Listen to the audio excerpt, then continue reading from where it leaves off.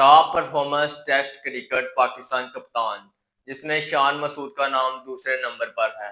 पहले नंबर पर मिसबाह हक हैं, तीसरे नंबर पर इंजमामुल हक हैं और दूसरे नंबर पर शान मसूद हैं।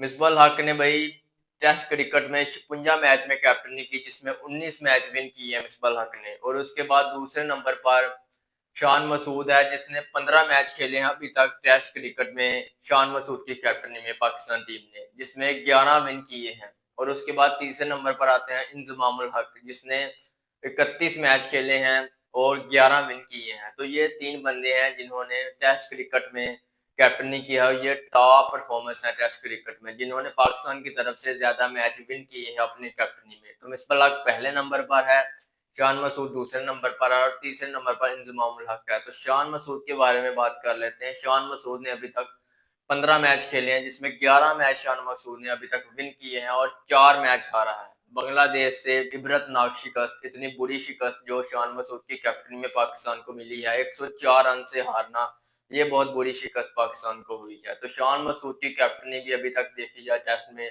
तो अच्छी जा रही है, मगर ये वाला जो मैच हारी है ना पाकिस्तान टीम बांग्लादेश से, इसके बाद शान मसूद लोगों की नजरों में आ गया है और इसको टेस्ट क्रिकेट से आउट करने का फैसला किया।